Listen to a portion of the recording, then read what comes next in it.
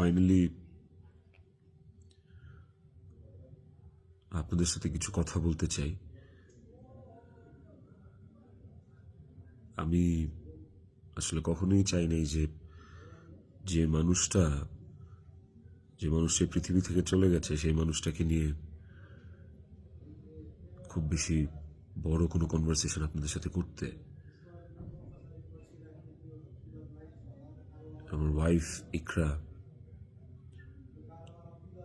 ওই যেহেতু এই পৃথিবীতে নাই, ওরে নিয়ে এত ক্লিয়ারিফিকেশন, ওকে নিয়ে এত কনভারসেশন আমার কাছে মনে হয়েছে যে দরকার নাই। আমি বরাবরই আমার সংসারের ব্যাপার, আমার ঘরের ব্যাপার আমি ঘরে রাখতে পছন্দ করি। সেই জায়গা থেকে ওর মৃত্যুটা এমনিতেই আমাকে যে ট্রমা দিচ্ছে, ওর মৃত্যুটা আমাকে আসলে মানে পাথরই বানায় ফেলছে একরকম। এগুলো নিয়ে আমি আসলে কথা বলতে চাই নাই, কিন্তু আমার কাছে মনে হয় যে আপনারা গল্পের একটা পাতা পড়েই পুরো গল্পটাকে জাজ করতেছেন। একটা পৃষ্ঠা পড়েই পুরো গল্পটা সম্পর্কে আপনারা আপনাদের মনের মতো করে যা খুশি বলতেছেন। পাতার এক পাশ পড়ে আরেক পাশ পড়বেন না, এটা তো হয় না, তাই না? আর আমি আসলে কোনো কিছু প্রপারলি গুছায় বলার মতো স্টেটে নাই, পরিস্থিতিতে নাই।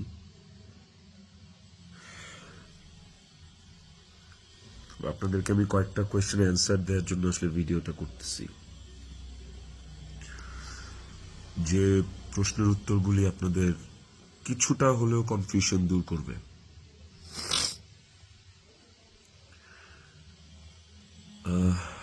শেষ প্রশ্নটা থেকেই আসি আপনাদের। আমি এই ভিডিওতে সবকিছু ক্লিয়ার করবো, এভরিথিং। আমি আপনাদের প্রত্যেকটা প্রশ্নেরই উত্তর দেওয়ার চেষ্টা করব। আপনাদের শেষ প্রশ্নটা ছিল যে মানুষটা একটা মানুষকে ভালোবাসার প্রমাণ দিতে যে আত্মহত্যা করে চলে গেল, মরে গেল, আমি ওই মানুষটা শেষবারের মতো মুখটাও দেখতে আসলাম না।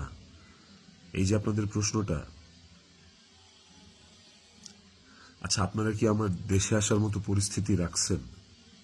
হ্যাঁ, আমি দেশে আসা মাত্রই আমার উপর মব সৃষ্টি হবে। আমি দেশে আসার মাত্রই আপনারা আমাকে টাইনা ছিঁড়ে ফেলবেন।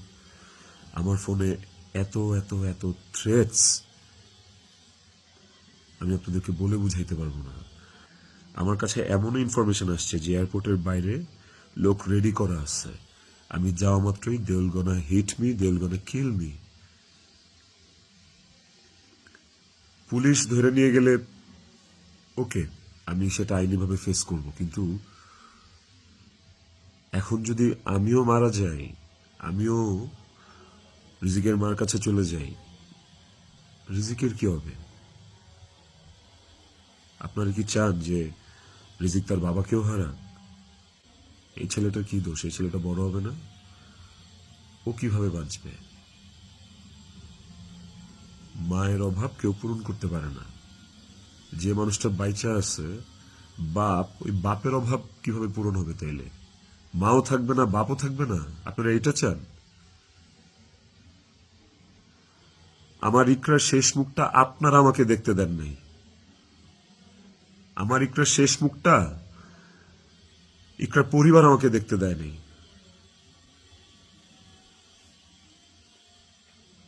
16 বছর সংসার করছি, 16 বছর একটা শত্রুর সাথেও যদি কেউ এক ছাদের নিচে থাকে, সে মারা গেলে তার চেহারাটা দেখার জন্য ছটফট করে মানুষ। আর আমার বউ ছিল, আমি ভালোবাসা তার বিয়ে করছি, ওই মানুষটা মারা গেছে, তার শেষবারের মতো তার চেহারাটা আমি দেখবো না?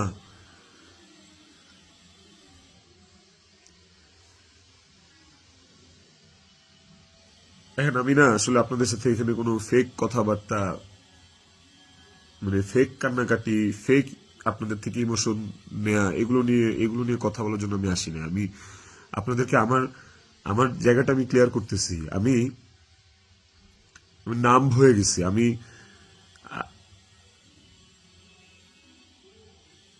আমারও মনে হয় যে আমি যে কোনো সময় কোনো একটা দুর্ঘটনা ঘটায় ফেলতে পারি, বাট ওই মুহূর্তে যখন রিজিকের ফেসটা আমার চোখের সামনে আসে না, আমি নিজেকে শক্ত না করা ছাড়া আমি কোনো উপায় দেখি না। কারণ এখন আমার কাছে সবচেয়ে ম্যাটার করে রিজিকের লাইফ। ইকরা নাই, ওকে আর ফিরায় আনা কোনোদিন সম্ভব না।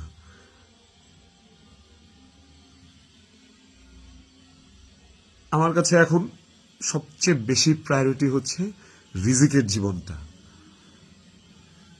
আপনারা না রিজিককে ভালোবাসেন, আপনারা না রিজিককে নিয়ে অনেক কনসার্ন। এই যে এত এত গালি আর হেট্রেড আমাকে নিয়ে, এত কিছু, সবকিছুর অ্যান্সার আপনাদেরকে আমি দিব। তার মধ্যে একটা জিনিস আমাকে একটু হলেও স্বস্তি দিছে, সেটা হচ্ছে যে আপনারা রিজিককে নিয়ে অনেক কনসার্ন।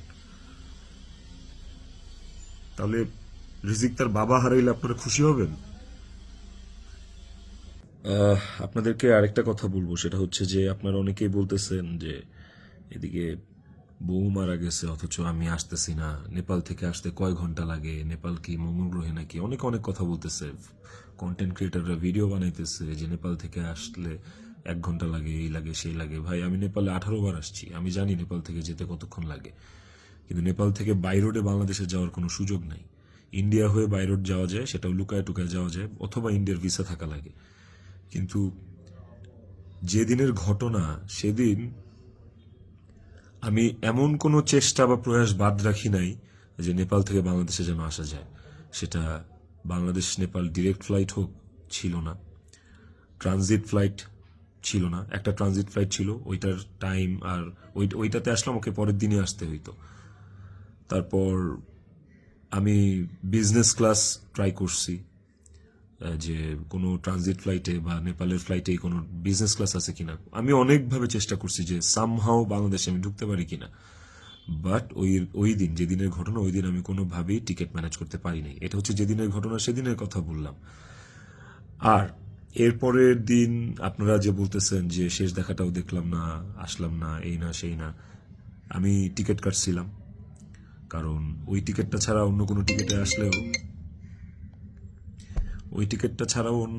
টিকিটে আসলেও আমাকে দেরি করে আসতে হইতো। সো সবচেয়ে ফাস্টেস্ট টিকিট ছিল এটাই, বাংলাদেশ বিমানের কাঠমান্ডু টু ঢাকা, বাংলাদেশ বিমানের কাঠমান্ডু টু ঢাকা।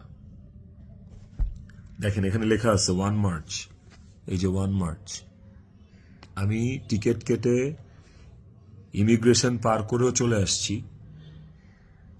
তারপরে যেটা হয়েছে, আমার কাছে ইনফরমেশন আসছে যে এয়ারপোর্টে এভরিথিং ওয়াজ রেডি। আমি ঢুকা মাত্রই আমাকে হিট করবে বা আমাকে পুলিশের হাতে পড়ার আগেই আমাকে যা করার করবে। তো ওই অবস্থায় তো আমি দেশে ঢুকবো না। এবং এর সাথে শুধু আমার কাছের মানুষজনই যে জড়িত তা না, আর অনেক মানুষজন জড়িত। আমি পুরোটা না বলি, কাউকে ছোট করতে চাই না বা কাউকে আমি এখনই দোষ দিতে চাই না।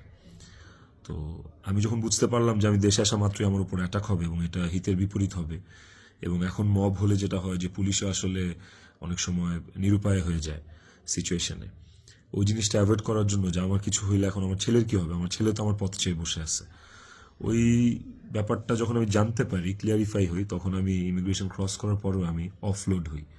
দেখেন, এখানে রিজেক্টেড লেখা আছে, অফলোড হওয়ার। তো এই ছিল রিজন। আর যারা বলতে চাচ্ছেন যে আমি আসি নাই, আমার আসার ইচ্ছা নাই, দেখার ইচ্ছা নাই, খুবই বুলশিট কথা এবং ভুল কথা। আমার বউ মারা গেছে, যার সাথে আমি 16 বছর কাটাইছি, যারা আমি ভালোবেসে বিয়ে করছি, যাকে আমি ভালোবাসছি, তার শেষ মুখটা আমি দেখতে আসবো না, এটা শুনতে পাইলেও বা এটা শোনার পরও আসলে আমার কলিজাটা কাঁপা ওঠে, আমার ছটফট করে। আমি যখন আপনাদের রিলস দেখি, আমি যখন আপনাদের ভিডিও দেখি যে কবরে শোয়ানো হচ্ছে, কবর খোঁড়া হচ্ছে, লাশের গাড়ি যাচ্ছে, ভাই আমি ঠিক থাকতে পারি না। আমার ভেতরটা যে কেমন ছটফট করে, আমি আপনাদেরকে এটা বুঝাইতে পারবো না। এইটা বুঝানোর সাধ্য কারো নাই, যার যায় সে বুঝে। বিশ্বাস করেন, যার যায় একমাত্র সে বুঝে, আর কেউ না। আপনাদের অনেক বড় একটা প্রশ্ন, অনেক বড় একটা জানতে চাওয়া যে ইকরার সাথে আমার এমন কি কথা হইল যে ইকরা সুইসাইড করতে বাধ্য হয়েছে। ইকরার সাথে আমার ভিডিও কলে ইকরা এমন কি দেখলো যে ইকরা আত্মহত্যা করলো। তো নেপালে আসার পর থেকে সমস্ত কনভারসেশন ইকরার সাথে আমার শেষ পর্যন্ত আমি আপনাদেরকে প্রোভাইড করব। কমেন্ট সেকশনে আপনারা দেখবেন, দেখলে আপনারা বুঝতে পারবেন যে আসলে কি ঘটছে বিষয়টা। আরেকটা যে বিষয় সেটা হচ্ছে যে কিছু স্ক্রিনশট ঘুরে বেড়াচ্ছে ফেসবুকে, সোশ্যাল মিডিয়াতে, যে ওখানে লেখা আমি ইকরাকে বলতেছি আমি ওকে ডিভোর্স দিয়ে তিথিকে বিয়ে করবো, এন্ড আপনারা ভাবতেছেন এই জন্য ইকরা সুইসাইড করছে। আপনাদেরকে বলতে চাই ওই স্ক্রিনশটটা পুরোটাই ফেক। কারণ হচ্ছে আমি কোনোদিন ইকরার সাথে বাংলায় কনভারসেশন করি নাই, কোনো চ্যাটিংয়েই ওর সাথে আমার কোনোদিন কোনো বাংলায় এরকম ভাবে বাংলা লেখায় ওর সাথে আমার কোনোদিন কোনো কনভারসেশন হয়নি। ইকরার সাথে আমি সবসময় বাংলা আর ইংলিশ মিক্স কনভারসেশন করছি। বাংলা আর ইংলিশ মিক্স বলতে বাংলিশ ভাষায় আর কি, বাংলাটাকে ইংলিশে লিখে ওর সাথে কনভারসেশন করছি। তো ওই স্ক্রিনশটটা দেখে আপনারা ভুল বুঝেন না, মিসজাজ করেন না, ওটা একটা ভুয়া এবং ফেক স্ক্রিনশট। আমাকে ফাঁসানোর জন্য আসলে ওই স্ক্রিনশটগুলো বানানো। কে বা কারা বানাইছে আই হ্যাভ নো আইডিয়া। তো টক্সিসিটি একটা বিষয়, আমাদের রিলেশনশিপটা অনেক আগে থেকেই টক্সিক ছিল, অনেক আগে থেকে টক্সিক ছিল। তিথির সাথে পরিচয় হওয়ার আগে থেকেও টক্সিক ছিল। অ্যান্ড ও অনেক আগে থেকে আমার কাছে ডিভোর্স চাইতো, কিন্তু আমি কোনোদিনই ওকে ডিভোর্স দিতে চাইনি, তালাক দিতে চাইনি। আমার একটাই কথা ছিল যে আমি সংসার করব। কারণ আমি নিজে একটা ব্রোকেন ফ্যামিলি থেকে বড় হওয়া ছেলে। আমি যখন ক্লাস 5-এ বা 6-এ পড়ি তখন আমার বাবা মার মধ্যে ডিভোর্স হয়, সেপারেশন হয়। আমি খুব ভালো করে ফিল করছি, আমি নিজে ফিল করছি যে একটা ব্রোকেন ফ্যামিলিতে একটা সন্তান কোন ধরনের ইনকনভেনিয়েন্স, কত ধরনের সমস্যা ফেস করে, তার মেন্টাল স্টেট কেমন হয়। আমি কোনোদিনই চাইনি রিজিক এই সাতটা পাক। আমি কোনোদিন চাইনি যে রিজিক ব্রোকেন ফ্যামিলির বাচ্চা হোক, বেবি হোক, বা ও আমি যে কষ্টটা ফিল করছি আমার লাইফে এই কষ্টটা, সেম কষ্টটা রিজিক ফিল করুক, এটা আমি কোনোদিনই চাইনি। এই কারণে আমি অলওয়েজ আমার মধ্যে ট্রমাটা ছিল যে মানে ব্রোকেন ফ্যামিলির কনসিকুয়েন্সেস কি। আমি কোনোদিন ওর কাছে বলি নাই যে আমি ওকে ডিভোর্স দিব বা আমি ডিভোর্স দিতে চাই। আমি অলওয়েজ ওর সাথে সংসারই করতে চাইছি। তো স্ক্রিনশট দিব, আপনারা দেখতে পাবেন। ইকরা শুরু থেকেই, আমাদের সম্পর্কের শুরু থেকেই অনেক সন্দেহপ্রবণ ছিল। আর এই সন্দেহ প্রবণতার কারণে আসলে আমাদের সম্পর্কটা বেশ টক্সিক হয়ে গেছিল। আর এই টক্সিসিটির মধ্যেও আমরা আসলে সংসারটা চালায় যাচ্ছিলাম। এই যে মানুষটা চলে গেল আমাদেরকে রেখে, এই যে মানুষটা মারা গেল, আমার সহধর্মিনী, ওরে নিয়ে আসলে আমার কতটুকু বলা উচিত আমি আসলে জানি না। কিন্তু সময় চলে আসছে, অনেক কিছু আপনাদেরকে আসলে জানানো উচিত, আপনাদেরকে জানাইতে হবে আমার। কারণ আপনারা একতরফা ভেবে যাচ্ছেন বিষয়টাকে। ওর কিছু বদভ্যাস ছিল, ওর জেনুইন কিছু বদভ্যাস ছিল যেগুলো আসলে ওকে আরো ক্রেজি করে ফেলছে, যেগুলো ওকে আরো মানে এমনি তো বাইরের মানুষ থেকে ট্রিগার্ড হইতো, ওই জিনিসগুলো ওকে আরো পেয়ে বসতো আর কি। এই বিষয়গুলো আসলে আমি জাস্ট মুখের কথা বলতেছি না, আমার কাছে প্রমাণ আছে। ইভেন আমি আপনাদেরকে এগুলো সব শেয়ার করব পরের ভিডিওতে with documents and all. Iqra triggered হইছে, কিন্তু সেটা আমি করি নাই। ইকরা ট্রিগার্ড হইছে আমারই কিছু ভাই ব্রাদার, কিছু কাছের মানুষ, যারা ওর আমার দুইজনেরই কমন সার্কেল, যাদের সাথে ইকরার আমি দুইজনই খুব ইন্টিমেট ছিলাম। ওরা ডে বাই ডে ওকে ট্রিগার করে করে আজকে এই জায়গায় নিয়ে আসছিল। এবং এই মানুষগুলা তো থার্ড পার্সন আমার জীবনে। একটা সংসার তখনই টক্সিক হয় যখন বাইরের মানুষরা ওই সংসারের মধ্যে ইনভলভ হওয়া শুরু করে, বাইরের মানুষগুলা ওই সংসারে হাজবেন্ডকে বা ওয়াইফকে ট্রিগার করা শুরু করে। এই মানুষগুলা সম্পর্কে আমি পরে অন্য একটা ভিডিওতে হয়তো বলবো, বা এই মানুষগুলো সম্পর্কে ওরা যারা নিজেদেরকে কাকরাইল মসজিদের ইমাম সাহেব মনে করতেছে, মনে করে আমার সংসারে ইন্টারফেয়ার করছে, তাদেরকে নিয়ে পরে কথা বলবো উইথ প্রুফ। কিন্তু এখন আসলে আমি এইসব বিষয়ে বা অন্য কাউকে এক্সপোজ রিভিল করার মতো আসলেই মেন্টাল পরিস্থিতিতে নাই। আমি কতটুকু গুছায় কথা বলতে পারতেছি আমি সেটাও জানি না, কিন্তু আমি ইকরাকে সুইসাইড করতে ট্রিগার করি নাই, শি ওয়াজ ট্রিগার্ড। এবং এই বিষয়টা আপনারা, আমি যে স্ক্রিনশটগুলো প্রোভাইড করব ওই স্ক্রিনশটগুলো দেখলে আপনারা বুঝবেন, যেখানে একটিবারের জন্য আমি ওকে কোথাও বলি নাই যে আমি ওর সাথে থাকবো না। আর আমার পুরো কনভারসেশনে আমি কখনো ওকে গালিগালাজ করি নাই, আপনারা সেটা পাবেন না। বরঞ্চ ও আমাকে অনেক গালিগালাজ করছে, অনেক উল্টাপাল্টা কথা বলছে, অনেক থ্রেট দিচ্ছে, অনেক কিছু করছে। তো আমি ট্রিগার করি নাই, আমি অন্তত চাই নাই যে ও সুইসাইড করুক। আমার কাছে ইকরা শুধু আমার ওয়াইফ ছিল না, আমার কাছে এত টক্সিসিটির পরে এসেও ইকরা আমার কাছে আমার সন্তানের মা ছিল। এটা আমার কাছে অনেক বড় একটা ব্যাপার ছিল। আপনাদের আরেকটা বড় প্রশ্ন বা জানার ব্যাপার ছিল যে ইকরার মৃত্যুর আগে ওর ভিডিও কলে ও এমন কি দেখছে বা আমি এমন কি বলছি ভিডিও কলে যে কারণে ও বাধ্য হয়েছে সুইসাইড করতে। আপনাদেরকে যে স্ক্রিনশটটা দিব ওই স্ক্রিনশটটাতে আপনি নিচে গেলে দেখতে পারবেন যে একটা কনভারসেশনের পরে ওর সাথে আমার একটা 22 সেকেন্ডের ভিডিও কল। ওই ওই 22 সেকেন্ডের ভিডিও কলটার বিষয় বলি। ও আমাকে কল দিচ্ছে, আমি ফোনটা ধরছি, ধরার পর ও আমাকে বলছে যে আমার শেষবারের মতো দেখে না, আমার আর জীবনে কোনোদিন দেখবি না। তো ওর ওই কথাটা শোনার পরে আমার কাছে মনে হয়েছে যে আমি খুব ঘাবড়ে গেছি, আমি ভয় পেয়ে গেছি যে নিশ্চয়ই কোনো একটা দুর্ঘটনা ঘটবে। সাথে সাথে আমি আমার অ্যাসিস্ট্যান্টকে কল দিছি যে ম্যাডাম পাগলামি করতেছে, ম্যাডাম রে তাড়াতাড়ি যা দেখ ম্যাডাম কি করতেছে, তাড়াতাড়ি পাগলামি করতেছে। ওই অ্যাসিস্ট্যান্টের সাথে কথা বলার সময় আমার ফোনে ওই কথা বলা অবস্থাতে আরেকটা ভিডিও কল আসছে। অ্যাসিস্ট্যান্টকে আমি হোয়াটসঅ্যাপে কথা বলতেছিলাম, মেসেঞ্জার আমার কলটা ভিডিও কলটা আবার আসছে ইকরার থেকে। তো অ্যাসিস্ট্যান্টের সাথে কথা বলতে বলতে ওই কলটা রিসিভ করতে পারি নাই। অ্যাসিস্ট্যান্ট ততক্ষণে ম্যাডামের ওখানে গেছে, আর আমার কলটা যেহেতু আমি ধরতে পারি নাই, তারপর আমি অ্যাসিস্ট্যান্টের সাথে কথা শেষে আমি নিজে কল ব্যাক করছি। তারপর আর ওই কল ওখান থেকে আর কখনো রিসিভ হয় নাই। তো আমার কথা হচ্ছে যে আমার কথা ভাবে নাই, মানলাম। আমার ছেলেটা রিজিক পর্যন্ত যে ওকে গেটে ধাক্কা দিচ্ছে, নক করছে, বলছে যে মা দরজা খুলো, মা দরজা খুলো। রিজিকের কণ্ঠস্বরটা কি ওর কানে যায় নাই? রিজিকের প্রতি কি ওর একটু মায়া কাজ করে নাই রিজিকের কথাটা শোনার পরে? তো এই ভিডিও কলের বিষয়টাও আপনাদেরকে আমি ক্লিয়ার করলাম। আই হোপ আপনারা স্ক্রিনশট দেখলে বুঝতে পারবেন। এবার আসেন নেপালের শুটিং প্রসঙ্গ। নেপালে নেপালে কি আমি এই প্রথম জীবনে শুটিংয়ে আসছি? এর আগে আমি নেপালে শুটিং করছি, এর আগে আমি মালয়েশিয়াতে শুটিং করছি, থাইল্যান্ডে শুটিং করছি, সুন্দরবনে শুটিং করছি, দেশে মানিকগঞ্জ, কক্সবাজার, কত জায়গায় কত আউটডোরে শুটিং করছি। তিথিও ছিল অনেক শুটিংয়ে।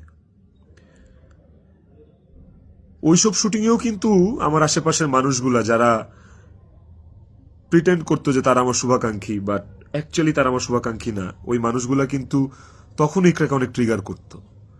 কই, তখন তো ইকরা এই ধরনের কোনো স্টেপ নেয় নাই, তখন তো আত্মহত্যা করে নাই। আপনারা ইকরার আর ইকরার বান্ধবীর স্ট্যাটাস, সরি কি বলে ওটাকে, স্ক্রিনশট বোধহয় পড়ছেন। ওখানে কিন্তু ইকরা নিজেই স্পষ্ট লিখছে যে ও এইসব মানুষের কথাবার্তা নিতে পারতেছে না, গত 3 বছর ধরে ও এইসব মানুষের ট্রিগার আর সহ্য করতে পারতেছে না। ও নিজের কথা ও নিজে লিখছে, আপনারা পড়ছেন। তো কিভাবে বলেন যে আমার ইকরাকে আমি মেরে ফেলছি? আমার ইকরাকে এইসব মানুষ মেরে ফেলছে, এরা মেরে ফেলছে ট্রিগার করতে করতে, ওর কান ভরতে ভরতে।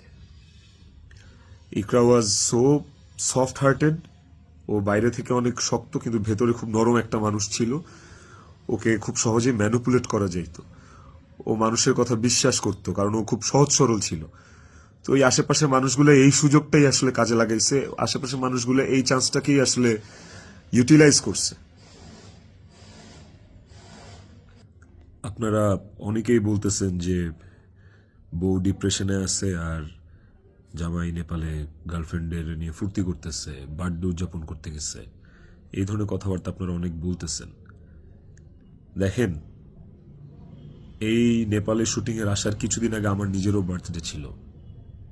আমার বউ সুন্দর করে আমাকে সারপ্রাইজ দিচ্ছে, আমার ছেলে নিজের হাতে সাজাইছে, বাসায় আমার বার্থডে সেলিব্রেট করছে। তাইলে কি আমার বউ ডিপ্রেশনে ছিল? ডিপ্রেশনে থেকে আমাকে এত সুন্দর সারপ্রাইজ দিয়ে আমার বার্থডে সেলিব্রেট করছে। ওই ছবিগুলো তো ফেসবুকে আসছে, কিছুদিন আগের ছবি। আর নেপালের যে বিষয়টা, তার আগে বলি যে আমরা যারা ইন্ডাস্ট্রিতে কাজ করি, আমাদের যখন কারো জন্মদিন থাকে সেটের, সেটা যেই হোক, সেটা হিরো হোক, হিরোইন হোক, ডিরেক্টর হোক, প্রডিউসার হোক, একটা মেকআপ আর্টিস্ট হোক বা একটা প্রোডাকশন বয় হোক, আমাদের শুটিং সেটে যখন কারোর জন্মদিন থাকে, আমরা সবাই শুটিং টিম থেকে, শুটিং ইউনিট থেকে তার জন্মদিনটা সেলিব্রেট করার চেষ্টা করি। কারণ আমরা সবাইকে ফ্যামিলি মেম্বার মনে করি। কেক কাটি ওই মানুষটাকে খুশি করার জন্য। তো ওই শুটিংয়ের মধ্যে, নেপালের শুটিংয়ের মধ্যে তিথির জন্মদিন, একটা অ্যাক্টরের জন্মদিন, আমাদের নায়িকার জন্মদিন, ওইটা কেক কেটে সেলিব্রেট করাটা কি দণ্ডনীয় অপরাধ আমার জন্য? আর আমি তো সেলিব্রেট করি নাই, আমার তো সেলিব্রেশন ছিল না, পুরো ইউনিট সবকিছু অ্যারেঞ্জ করছে। আমি একটা কেকও দেই নাই, আমি একটা গিফটও দেই নাই ওকে। যে যার যার মতো গিফট দিচ্ছে, কেক আনছে, সুন্দর করে সবাই মিলে ইউনিটের পক্ষ থেকে আমরা ওর বার্থডেটা সেলিব্রেট করছি। এবং ওর বার্থডেটা যে সেলিব্রেট করছি সেটাও চেষ্টা করছি খুব লোকিভাবে করার। স্টিল অনেকে ছবি তুলছে, দিছে, বাট আমার কাছে মনে হয়েছে যে এই জায়গায় তিথির জায়গায় বিধি থাকতে পারতো, এই জায়গায় আমি থাকতে পারতাম, এই জায়গায় অনেকেই থাকতে পারতো। ধরেন এই নেপালের শুটিংয়ে আসার কিছুদিন আগে আমার জন্মদিন ছিল, তখন আমি একটা শুটিংয়ে ছিলাম, সেই শুটিংয়ে আমার জন্মদিন কেক কেটে উদযাপন করছে সেটে।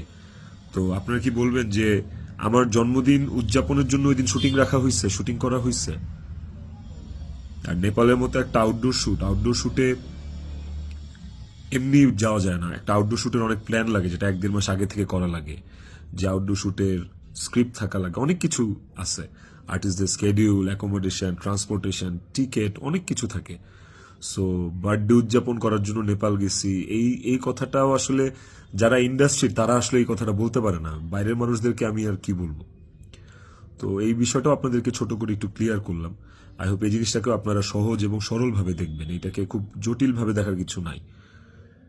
আপনারা অনেক জায়গায়, অনেক ছবিতে, অনেক পোস্টে হয়তোবা দেখে থাকতে পারেন যে ইকরা এবং তিথি একই সাথে আছে, একই জায়গায় আছে, হয়তোবা কোনো পার্টিতে বা কোনো কফি শপে বা যে কোনো আড্ডায়। এরকম অনেক অনেক মোমেন্টস আমাদের একসাথে আছে, আমিও ছিলাম। এই আমার জন্মদিনে, আমার এই বছরের আগের বছরের জন্মদিনে সবাই ইনভাইটেড ছিল, সেখানে তিথিও ইনভাইটেড ছিল। যদি বিষয়টা এতটাই টক্সিক হইতো, তাইলে কি এই জিনিসটা এত সহজ হইতো একটা মেয়ের জন্য যে তার হাজবেন্ডের একটা মেয়ের সাথে রিলেশন, সেই মেয়েটাকে তার বার্থডেতে ইনভাইট করে তার সাথে কফি খেয়ে তার সাথে আড্ডা দিয়ে, জিনিসটাকে কেমন না বিষয়টা? এবং সেটা তো একবার দুইবার না, একাধিকবার। তিথির বিষয়টা নিয়ে যদি বলি, দীর্ঘদিন একসাথে কাজ করার কারণে, একসাথে স্ক্রিন শেয়ার করার কারণে আমাদের ইন্ডাস্ট্রিতে একটা আর্টিস্টের সাথে একটা আর্টিস্টের ভালো বন্ধুত্ব, ভালো বন্ডিং হইতেই পারে। তিথির সাথেও আমার খুবই ভালো একটা বন্ডিং ক্রিয়েট হয়েছিল এবং একটা নির্ভরশীলতার জায়গা আমাদের মধ্যে ছিল। তার মানে এই না যে আমি ইকরাকে ডিভোর্স দিয়ে তিথিকে বিয়ে করব। এই কথা না আমি কোনোদিন ইকরাকে বলছি, না তিথি কোনোদিন আমাকে এই কথা বলছে। সো এইটাকে এত জাস্টিফাই আপনারা করতে পারেন না। আই হ্যাভ প্রুভ, আমি আমি আমি কয়েক জায়গায় লিখছি যে তুমি আমার ওয়াইফ, ইকরাকে, যে তুমি আমার ওয়াইফ। তো আমার লাইফে ওয়াইফ একটাই, and it is you, and আমি তোমাকে ডিভোর্স দিব না, আমি তোমার সাথে সংসার করতে চাই। কয়েকবার এই কথা আমার কনভারসেশনে লেখা আছে, আপনারা দেখবেন। তিথির প্রতি এই সুন্দর একটা নির্ভরযোগ্যতার জায়গা তৈরি হওয়ার পেছনে যে কারণটা, সেটা হচ্ছে যে চারপাশে এত এত ভুল মানুষ দেখছি, চারপাশে এত এত কি বলে এটাকে, দুধের মাছি আমি পাইছি এই বিগত বছরগুলোতে। ওকে আমার কাছে অনেস্ট মনে হয়েছে, ওকে আমার কাছে ডেডিকেটেড মনে হয়েছে, আমার কাছে মনে হয়েছে যে অন্তত এই মানুষটা আমার জন্য ক্ষতিকারক না। তো যখন আপনি আপনার সারাউন্ডিংসে এরকম একটা মানুষ পাবেন যে মানুষটা আপনার জন্য ক্ষতিকারক না, ডেডিকেটেড এবং এবং যার সাথে আপনার মেন্টালিটি ম্যাচ করে, ওই মানুষটা সাথে আপনার ভালো বন্ডিং হওয়াটা খুব স্বাভাবিক। শুধু আমার না, আর অনেকের এরকম হয়। আমার এখন যেটা মনে হইতেছে সেটা হচ্ছে যে ইকরা আমার কাছে যতবার ডিভোর্স চাইছে, ও যতবার বলছে যে আমাকে ডিভোর্স দিয়ে দাও, আমার আসলে ওকে ডিভোর্স দিয়ে দেওয়া উচিত ছিল, তাইলে অন্তত ইকরা তো বেঁচে থাকতো। একটা টক্সিক সম্পর্ক ধৈরা বাইন্ধা টাইনা হেঁচড়া টিকায় রাখার থেকে আসলে ওই সম্পর্কটা না থাকাই ভালো। অন্তত মানুষগুলো তো জীবিত থাকতো। দেখেন, ইকরা মারা গেছে, ইকরা একা মারা যায়নি, ইকরার সাথে আমাকেও নিয়ে গেছে। আমি আমি এখন একটা জিন্দা লাশ। পৃথিবীতে পৃথিবীতে সবচেয়ে বড় শাস্তি কি হইতে পারে? আমি যদি ফাঁসিতেও ঝুলি, ওটা আমার কাছে কোনো পানিশমেন্ট না, শাস্তি না। আমাকে যদি আপনারা মব করে মাইরাও ফেলেন, সেটাও আমার জন্য শাস্তি না। আমি আমার শাস্তি পায়া গেছি। এবং এই যে জিন্দা লাশ হয়ে বেঁচে থাকাটা, এটা আমাকে সারা জীবন বয়ে বেড়াইতে হবে। ওর অভাব আমার সারা জীবন ফিল করতে হবে। আমার নিজের জন্য বাঁচার আসলে আর কিছু নাই। আমি আমার শাস্তি পায়ে গেছি। আমি আমি এর চেয়ে বড় কোনো শাস্তি হইতে পারে না যে আমি একটা জীবিত লাশ হয়ে সারাটা জীবন পার করব। বিশ্বাস করেন, আমার দম বন্ধ হয়ে আসে, আমার নিঃশ্বাস বন্ধ হয়ে আসে। আমি আমি আমি 5 মিনিট পর পর আমি উন্মাদ হয়ে যেতেছি। বাট ইভেন আমি আমি সুইসাইড করার অনেক চিন্তা ভাবনা করতেছিলাম। বারবার মনে হচ্ছিল যে আমি ইকরার কাছে চলে যাই, ইকরা আমাকে ডাকতেছে। কিন্তু যখনই রিজিকের চেহারাটা চোখের সামনে ভাইসা ওঠে না, ওই মুহূর্তে আসলে আর আর কিছু মাথায় কাজ করে না। মনে হয় যে না না না না, আমি এর করতে পারবো না, রিজিকের জন্য আমার বাঁচতে হবে। আপনারা প্লিজ প্লিজ রিজিকের জন্য হইলেও আমারে বাঁচতে দেন, আমারে দেশে আসতে দেন প্লিজ। আপনারা যদি রিজিককে ভালোবাসেন, আমাকে একটা সুযোগ দেন রিজিকের যোগ্য পিতা হয়ে দেখানোর। আমি ওকে একটা সুন্দর জীবন দিতে চাই। আমি ওর মায়ের অভাব পূরণ করতে পারবো না, কিন্তু আমি ওকে আমার বাবার ভালোবাসা থেকে, আমি ওর বাবার ভালোবাসা থেকে বঞ্চিত করতে পারবো না। আমি চাই না। আমি ওকে ওকে একটা আদর্শ বাবা হয়ে দেখাইতে চাই। আমার সন্তানটা আমার সাথে খুব কানেক্টেড। যারা আমার কলিগ, তারা দেখছে, তারা জানে যে আমার ছেলেটা আমার জন্য কি পরিমাণ ক্রেজি, পাগল। আমাকে আমার ছেলের কাছে যাইতে দেন আপনারা প্লিজ। ও আমার জন্য অপেক্ষা করতেছে। ওকে ওকে আমি মানুষের মতো মানুষ করতে চাই। ওকে আমি পৃথিবীতে সুখের একটা জীবন দিতে চাই। প্লিজ। আইনের প্রতি আমার শ্রদ্ধা আছে। আমি দেশে আসলে আইন আমাকে যে শাস্তি দিবে, আইন যে সিদ্ধান্ত নিবে, আমি সেই সিদ্ধান্তের সাথে একমত থাকব। আমার তাতে কোনো আপত্তি নাই। আমি আইনিভাবে এই জিনিসটা ফেস করবো, আমার কোনো আপত্তি নাই। কিন্তু প্লিজ আমাকে রিজিকের থেকে দূরে সরান না আপনারা। এতটুকু আপনাদের কাছে অনুরোধ করে বলতেছি, হাত জোর করে বলতেছি, প্লিজ।